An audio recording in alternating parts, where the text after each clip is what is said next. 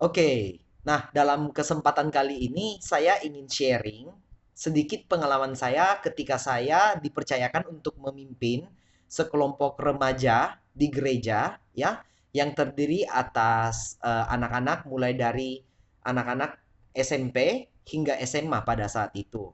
Nah, eh, pada waktu itu kurang lebih ada sekitar 15 orang anak remaja yang saya harus tangani pada saat itu, yang dimana di awal mula kepemimpinan saya sempat menanganinya itu bersama dengan seorang partner. Namun setelah berjalan beberapa waktu, partner saya harus keluar dari kota Makassar dan pergi berangkat untuk bekerja di Yogyakarta. Sehingga waktu itu saya harus seorang diri menghandle 15 orang, kurang lebih 15 orang anak remaja pada saat itu. Nah, apakah saya benar-benar sendiri pada saat itu? Sebenarnya ya enggak juga. Ada beberapa dari orang tua yang membantu membimbing beberapa anak di dalam studi karakter dan lain-lain ya pada saat itu. Jadi, kebetulan di dalam komunitas kami ini para orang tua dan kami semua ini diarahkan untuk membimbing beberapa anak dalam hal pertumbuhan karakter. Sehingga ya saya ada di support juga dari beberapa orang tua pada saat itu. Namun yang secara langsung berhubungan dengan para anak remaja ini, mengatur kegiatan mereka dan lain-lain itu semuanya bertumpu sama saya kegiatannya pada saat itu. Nah, apa suka duka ketika saya memimpin kelompok remaja ini? Ada banyak hal. Ya sukanya dulu nih saya cerita ya. Sukanya itu pada saat itu jujur saya merasa kembali muda, merasa paling dewasa, merasa sebagai kakak yang paling diandalkan dan lain-lain. Ya itu saya nggak bisa pungkirin bahwa ada feeling itu juga. Ya, sukanya yang lain adalah bahwa segala sesuatunya mereka energik banget, punya apa namanya energi yang luar biasa, which is dimana sangat tidak seimbang ya pada saat itu. Saya ingat saya pernah pergi berenang bersama mereka, saya kecapean, mereka belum capek sama sekali ya, tapi di sana ya sangat menantang ya pada saat itu, sangat seru. Nah, tapi dukanya gimana? Nah, dukanya ini tidak sedikit, lumayan banyak. Kenapa? Ya, kita udah sama-sama tahu lah ya, remaja. Remaja itu artinya mereka secara otaknya itu masih belum sepenuhnya mature, belum sepenuhnya sempurna dalam hal mengelola emosi mereka. Sehingga hal yang udah pasti terjadi ketika saya berada di dalam komunitas remaja itu adalah sangat banyak dinamika yang terjadi.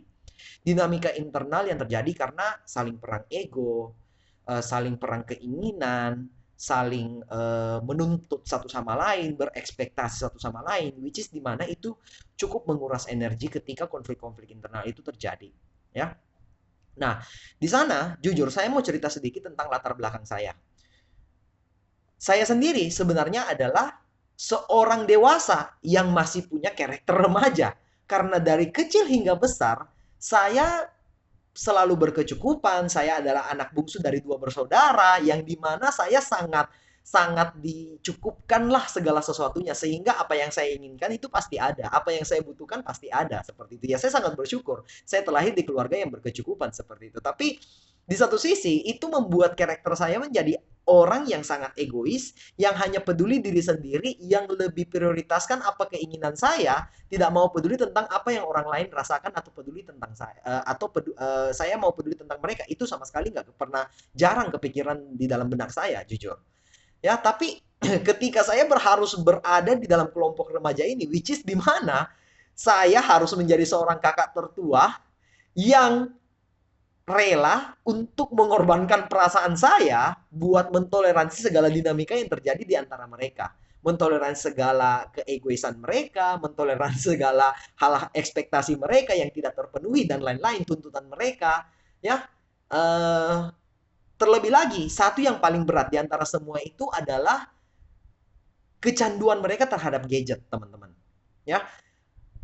Tidak sedikit dari remaja yang saya tangani pada saat itu, problem yang paling utamanya adalah gadget.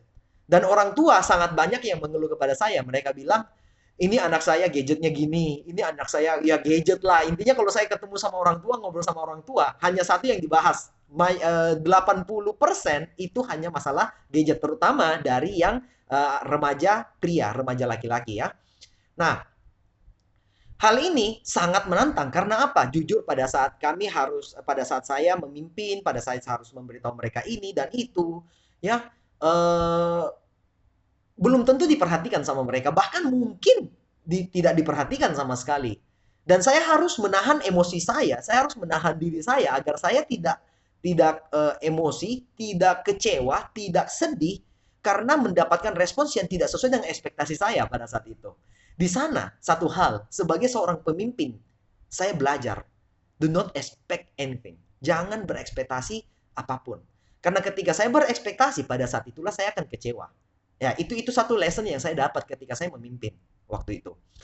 Nah, akhirnya berjalan kami yang berpikir untuk mencari solusi tentang masalah handphone dan gadget ini itu bukan cuma saya, dari pemimpin gereja saya juga itu sangat sangat bergumul mengenai hal ini.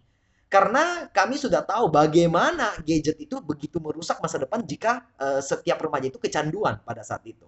Ya.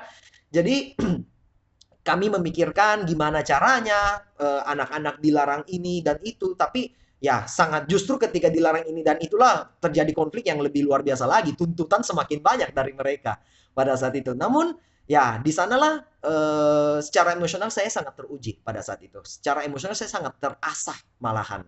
Ya, saya sendiri merasa sebenarnya tidak layak untuk memimpin, tapi saya bisa mendapatkan kesempatan untuk memimpin pada saat itu, saya sangat bersyukur.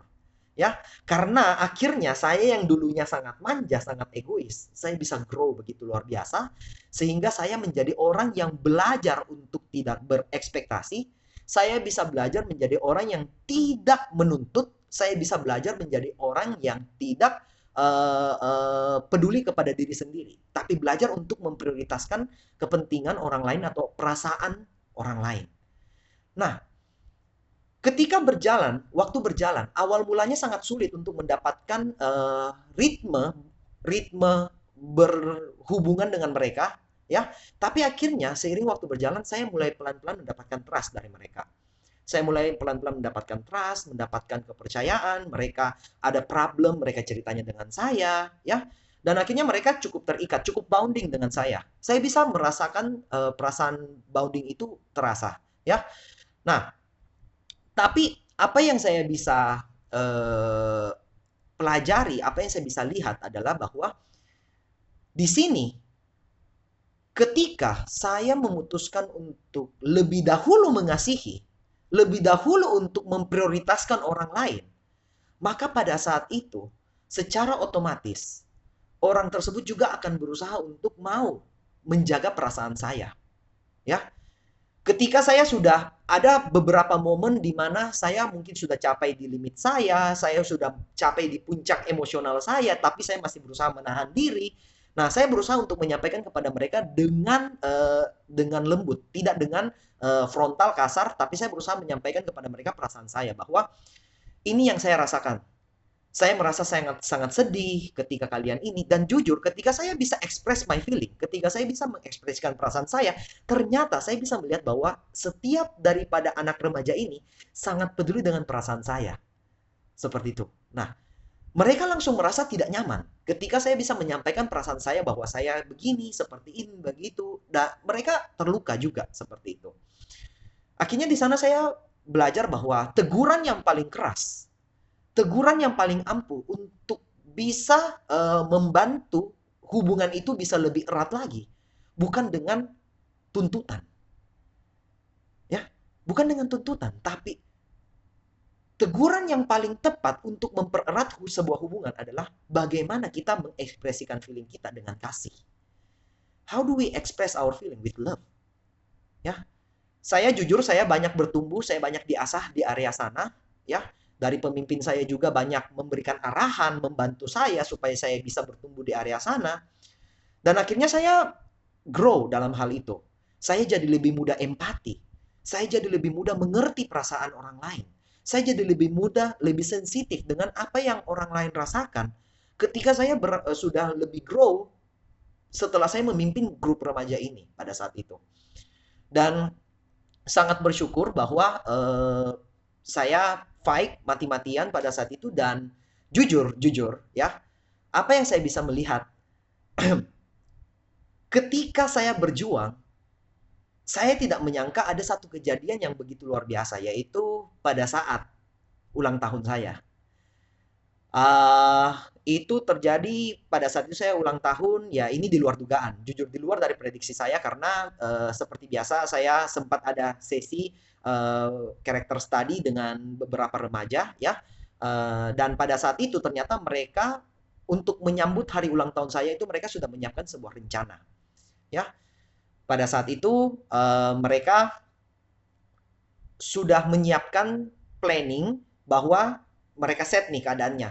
Mereka yang ada yang berperan sebagai orang yang study ya, ada yang berperan sebagai orang yang mendengarkan apa proses karakter study itu, dan akhirnya ada yang bersembunyi. Dia bilang ada kelupaan barang. Jadi dia mau ngambil barangnya. Ternyata pada saat itu barang yang mau diambil itu adalah kado ulang tahun, which is dimana itu mereka udah prepare kue ulang tahun buat saya pada saat itu ya. Kebetulan mereka belajarnya di rumah saya waktu itu.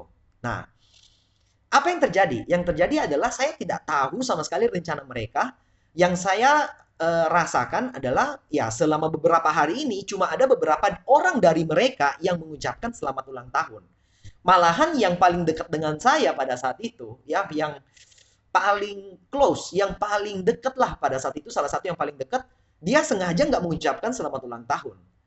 Nah, namun di satu sisi ya, ketika mereka udah datang dan mereka merayakan ulang tahun saya pada saat itu, jujur di sana itu di luar dari ekspektasi saya. Karena apa?